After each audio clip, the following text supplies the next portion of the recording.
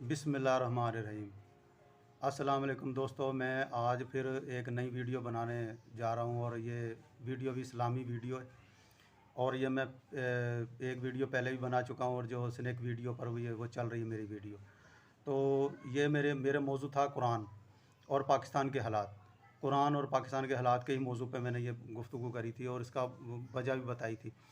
और अब इसकी वजह मज़ीद मैं आपको मालूमात दूँगा इसके बारे में कि हमारे मुल्क के जो हालात ख़राब करने का जो सबसे बड़ा जो कसूर है वो कौन है। हम लोग फ़ौरन ज़हन दौड़ा लेते हैं कि यार वो हमारे हकमरान है, जबकि ऐसा नहीं है। हमारे हकमरानों का कोई कसूर नहीं है। अगर मैं कुरान से ये चीज़ें मैं वजाहत करना शुरू कर दूँ तो मुझे ये नज़र आता है कि इसमें हमारी ज़्यादा गलती हैं। इसलिए एक कुरान की आयत अल्लाह ताला फरमा रहा है कि मैं उस कौम की हालत नहीं बदलता जब तक कि वो अपनी हालत खुद ना बदले। तो इससे ज़ाहिर होता है कि ऐसे हकमरानों को मुसल्लत कर दिया जाता है कि जैसी अवाम वैसे हकमरान को मुसल्लत कर देते हैं। तो अल्लाह ताला ने फरमाया, नबी करीम ने, यानी ये हदीस का हवाला है, ये कुरान की आयत नहीं है, कि जैसी अवाम वैसे हकमरान मुसल्लत कर दिए जाते हैं। तो इस तरह से अवाम जैसी होगी वैसे ही हकमरान भी होंगे। ये हमारे ऊपर अल्लाह ताला का एक अज़ाब भी हो सकता है कि हम लोग गलत हैं। और गलत क्यों कि हम लोगों ने कुरान पाक की अहमियत को नहीं समझा, ना कुरान को हम पढ़ते हैं घरों में। जबकि कुरान की अहमियत को अगर हम समझ लें तो मेरा ख़्याल है बहुत से लोगों की जो है नस्लें भी संवर सकती हैं और उनको नसीहत भी मिल सकती है और जहन्नम की आग से भी बच सकते हैं। तो मैं कुछ आयतें हैं जो मैं आप लोगों के आगे रखूँगा, उसके बाद आप लोग फ़ैसला करना कि गलत क्या हो रहा है और सही क्या हो रहा है, हम गलत हैं या नहीं हैं। तो पहले सबसे मैंने ये आयत शायद तो पिछली वीडियो में पढ़ी भी थी कि सूरत नंबर 6 आयत नंबर 19, ईमान वाले कुरान को बेटे की तरह पहचानते हैं। तो अल्लाह ताला ने कुरान को बेटा कहा है। तो इससे साबित हुआ कि इसकी अहमियत बहुत ज़्यादा है। अगर आपका बेटा ज़रा सा घर से लेट हो जाए या स्कूल गया है या कॉलेज गया है तो लेट हो जाए या काम पर गया, तो आपको फ़िक्र लग जाती है कि मेरा बेटा अभी तक नहीं आया। और जब तक आप देख ना लें उस बेटे को तो तसल्ली नहीं होगी। तो कुरान को तो हम लोगों ने गुलाफ़ों में चढ़ा के और बेहतरीन गुलाफ़ों में चढ़ा के उसको एक दराज में या एक ऊपर ऊंची वाली जगह पर रख दिया है। पढ़ना कब है? पढ़ना जब है जब हमने कुरान की कसम उठानी है, या जब कोई फौत हो गया, या कोई कुल करवाने, या कोई घर में कोई जब परेशानी आ जाती है तो बच्चों को बुला के कुरान ख़वानी करा ली। तो इस तरह से हमने उस कुरान को ये अहमियत दी हुई है।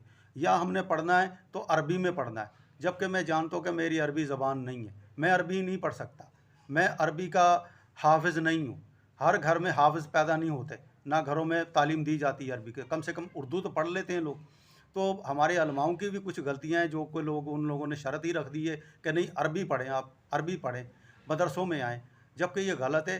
अरबी ये ज़रूरी नहीं है कि हर बंदा अपनी ज़बान में ही पढ़े तो बेहतर है। मैं क्योंकि हिंदुस्तान में पैदा हुआ हूँ, इसमें मेरा क्या कसूर है? मैं अरब में पैदा होता फिर कि अरबी ही पढ़नी लाजमी है तो मैं अरबी को समझ लेता फिर मैं। तो मैं हिंदुस्तान में पैदा हुआ तो इसका मतलब ये हुआ कि मेरी ज़बान उर्दू है या हिंदी है, तो मैं उस हिसाब से उस कुरान को समझने की कोशिश करूँगा। तो कुरान तो है समझने के लिए, ये ज़रूरी नहीं कि कुरान को सिर्फ अरबी पढ़ना है और हमने उसको अहमियत देनी है, उसके बाद सवाब हासिल हो जाएगा। सवाब अरबी पढ़ के नहीं होगा बल्कि उसके अमल से होगा। अगर कुरान पढ़ के हम अमल करेंगे तो उसको हमें फिर सवाब होगा। ये नहीं कि हम अरबी में पढ़ लिया और कुरान पढ़ के और उसकी सोच लिया हमने सवाब हासिल कर लिया। तो सुबह के टाइम कुरान पाक पढ़ा जाता है, वो अरबी में पढ़ा जाता है, तो उससे कोई फ़ायदा नहीं होगा जब तक आप उसका अरबी में उसका तर्जमा नहीं कर लेंगे और उसके बाद तर्जमा करके उसको समझेंगे नहीं। मैं कुछ आयतें नोट कर देता हूँ, बहुत से हमारे अलमा भी शायद सुन रहे होंगे मेरी इस वीडियो को, तो उन्हें भी पता लग जाएगा कुरान ने इस चीज़ का रास्ता कहाँ कहाँ दिया हुआ है। अल्लाह ताला कह रहा है कि बेशक हमने कुरान को समझने के लिए आसान कर दिया है। आसान क्यों किया है? कि हर ज़बान में मसलन समझे ना बंदा। इसका मतलब ये नहीं कि बंदा अरबी है तो अरबी ही समझेगा और दूसरे मुल्क का कोई बंदा नहीं समझेगा। तो समझने की सूरह कुमर की आयतें 17, 22, 32 हमने कुरान को समझने के लिए बहुत ही आसान कर दिया है। तो आसान है, मुश्किल नहीं है। मुश्किल में हमारे उलमाओं ने डाला है। ये मैंने पिछली वीडियो में भी बयान दिया था। उसके बाद मैंने ये कहा था कि ईमान वाले कुरान को बेटे की तरह पहचानते हैं। तो पहचानने के लिए ज़ाहिर है कि हमारे घरों में जो बेटा है, असल जो बेटा है वो है कुरान। ये है अल्लाह का दिया हुआ बेटा, क्योंकि अल्लाह ने इसको बेटा बनाया है कि बेटे की तरह पहचानते हैं। तो बेटे की तरह तो वो पहचानेगा ना जो ईमान वाला है। जो बेईमान है, जो धोखेबाज है, जो जो फराडिया है, या जो मिलावट करने वाला है, जो मुसलमान तो कहलवाता है लेकिन उसके अंदर मुसलमानों वाली बातें नहीं हैं, तो वो तो बेटे की तरह इसको नहीं समझेगा, उसे पता ही नहीं है कि ये क्या है कुरान। तो इस तरह से बेटे की तरह पहचानने वाला वो है शख्स जो ईमान वाला है, और ईमान वाला उसे कहते हैं जो ईमानदारी से काम करे और हर एक चीज़ के ऊपर वो फैसला दे कुरान के मुताबिक, उसको हम कहेंगे ये ईमान वाला है। उसके बाद अंधे और बहरे होकर नहीं गिर पड़ते आयात पे, यानी कि जो भी आयात हम पढ़ेंगे उसको सोच समझ के पढ़ना चाहिए हमें। यह नहीं कि अरबी में पढ़ते चले जा रहे हैं, हमें पता ही नहीं है क्या पढ़ा मैंने, क्या हमें नसीहत मिली इसकी। तो अल्लाह ताला फरमा रहा है कि मेरे जो ईमान वाले जो बंदे हैं, मेरे मोमिन बंदे हैं, वो अंधे और बहरे होकर नहीं गिर पड़ते आयात पे। सूरत नंबर 26 आयत नंबर 73, अंदर बहरे होकर नहीं गिर पड़ते, बल्कि समझना ज़रूरी है कुरान को, और वो अपनी ही ज़बान में समझा जाएगा, अरबी में नहीं समझाया जाएगा, क्योंकि अरबी में तो कई ग्रामरें आ जाती हैं उसके अंदर, बहुत से मैंने बदले जाएंगे। आप किसी भी फ़िरके के साथ ताल्लुक़ रख रहे हैं, लेकिन अरबी में ही उर्दू में ही पढ़ें, उर्दू में उसका तर्जुमा पढ़ लें। चाहे आप किसी भी फ़िरके से ताल्लुक़ रख रहे हैं, आप समझने के लिए आपने पढ़ना है, आपने इसाले सवाब के लिए नहीं पढ़ना, क्योंकि सवाब अरबी में पढ़ के नहीं है बिल्कुल ही। सवाब आपको उस वक़्त होगा जब आप पढ़ के उसके ऊपर अमल करेंगे। उसके बाद आ जाता है जी, मैं एक बात और भी कहना चाहता हूँ कि इस कुरान की अहमियत का मैं आपको एक अंदाज़ा लगाता हूँ कि कुरान की अहमियत और कुरान की ताकत कितनी बड़ी है। कुरान की ताकत के यहाँ से कि अगर ये कुरान पहाड़ पर नाज़िल होता तो पहाड़ इसके खौफ से फट जाता। आप अंदाज़ा लगा लें कि इस कुरान की अहमियत कितनी बड़ी है, यानी कि ताकत उसकी कितनी है। और हम मिनट मिनट पर उसकी कुरान की कस्में उठाते हैं, और हमारे घरों में भी कुरान रखा हुआ है कि कुरान अगर पहाड़ के ऊपर नाजिल होता तो पहाड़ उसका वज़न ना उठाता और वो फट जाता, रेज़ा रेज़ा हो जाता। तो हम लोग तो मिनट मिनट में कुरान उठा लेते, उसकी अहमियत का पता ही नहीं, क्योंकि हम मुसलमान तो होते नहीं है ना। मुसलमान होते तो ये काम ना करते। तो लेकिन कुरान की अहमियत को अब हमारे घरों में ज़ाहिर है कि ये कुरान पाक रखा हुआ है।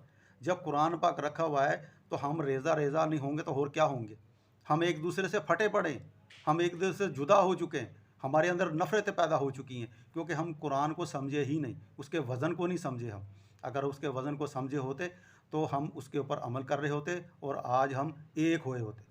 हम एक नहीं हैं, हम एक दूसरे से नफ़रत कर रहे हैं, एक दूसरे की लातें खींचते हैं। एक दूसरे, मेरा पड़ोसी है, मेरा इधर का पड़ोसी है, वो मुझसे बोल के राज़ी नहीं है। मेरा रिश्तेदार है, बहन भाई हैं, आपस में फटे बैठे, वो बोल के राज़ी नहीं है। यानी इसका मतलब ये हो कि हमने कुरान पाक को छोड़ दिया, हम फटे बैठे। तो कुरान की अहमियत को समझ लें, अगर ये कुरान पहाड़ पर नाज़िल होता तो पहाड़ इसके खौफ से फट जाता। तो हमारे अंदर तो खौफ भी नहीं है, बेखौफ होकर कसम उठा ली, सर पे उठा के हम कसमें सर पे रख के उसको दुल्हन को हम रुखसत करते हैं कि ले भाई बेटी जा रही है तो सर के ऊपर कुरान रखा जाए उसके। तो जब वो बेटी वहाँ जाती है तो ज़ाहिर है वो वहाँ पे कोई ऐसा काम होता है, उसको तलाक भी हो जाती है। बेखौफ हो ऐसे काम भी होते हैं गलत गलत। तो इस तरह से कुरान की अहमियत नहीं है। इसी तरह से अगर हम ये देखें कि जी वो सऊदी अरब में कानून चल रहा है, तो सऊदी अरब में भी कानून नहीं है कुरान का। अगर कुरान का कानून होता तो ये जो कफ़ील शफ़ील जो पैदा किए हुए उन्होंने वहाँ पे, जो पाकिस्तानी, बांग्लादेशी, इंडियन जो जाते हैं, वो कफ़ील उन्हें ख़रीदता है, उनका मोल लगाता है, वो उन्हें ग़ुलाम बनाता है। जबकि आप सल्लल्लाहु अलैहि वसल्लम जो दुनिया में आए थे तो उन्होंने ग़ुलामी की ज़ंजीरें तोड़ी थी, उन्होंने ग़ुलाम नहीं रखे थे, आज़ाद कर दिए थे ग़ुलाम। वही सऊदी अरब है जो इस वक्त आप लोगों को वहाँ ग़ुलाम बना के बैठाया हुआ उन्होंने। और ज़रा सी आप बात करके देखें, आपको या तो मुल्क से निकाल दिया जाएगा या ब्लैक लिस्ट में आपको शामिल कर दिया जाएगा, तो आप सारी ज़िंदगी नहीं जा सकते। और वहाँ के उन्होंने सख्त कानून सिर्फ उन्होंने अपने फ़ायदे के लिए बनाए, इस्लामी कानून नहीं है। दूसरी, यूरोप में चले जाएँ, यूरोप में इस्लामी कानून है, इस्लामी कानून है, वहाँ पे आप इमारत भी बना सकते हैं, आप कारोबार खुल के भी कर सकते हैं, कोई वहाँ पे कफ़ील नहीं है। वहाँ पे शादी भी कर सकते हैं, वहाँ पे आप मस्जिद भी बना सकते हैं। लेकिन ये चीज़ें सऊदी अरब में या अरब के इलाके में नहीं है। आप अपनी मस्जिद नहीं बना सकते, कारोबार नहीं कर सकते, बहुत सी चीज़ें हैं वहाँ पे पाबंदी गैर मुल्कियों के लिए। तो इस हिसाब से हम देखे जाए तो वो सऊदी अरब में भी ये चीज़ें नहीं हैं। अब वहाँ पे गैर कानूनी काम है और इस्लामी कानून नहीं है वहाँ पे। हम बहुत से अहले हदीस भी सोचते होंगे नहीं जी वहाँ पे इस्लामी कानून होते, ये मुझे दिखा दे करके वहाँ पे शादी कोई, या मैं मस्जिद अपनी बना के दिखा दे, वहाँ पे कानून उनका अपना चल रहा है। तो इस तरह से चीज़ें आ रही हैं। तो ये है कि हम बेशक हमने कुरान को समझने के लिए आसान कर दिया, तो कुरान तो बहुत आसान है, मुश्किल में डाला है हमारे उलमाओं ने।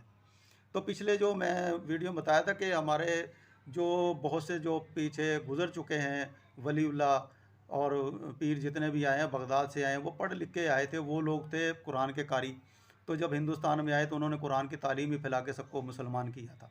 उनके हाथों में कोई ऐसा नहीं था कि वो दूसरी किताबें पकड़ी हुई थी तो वो उनसे वो करते थे। उनके पास कुरान की ताकत थी, कुरान की अहमियत को आप समझेंगे तो उसकी ताकत को समझ जाएंगे, तो आपको पता लग जाएगा। तो मैं वीडियो को लंबा नहीं करना चाहता, अगर मुझे ज़रूरत पड़ी तो हो सकता है इसके साथ की फिर एक और वीडियो बनाऊँ।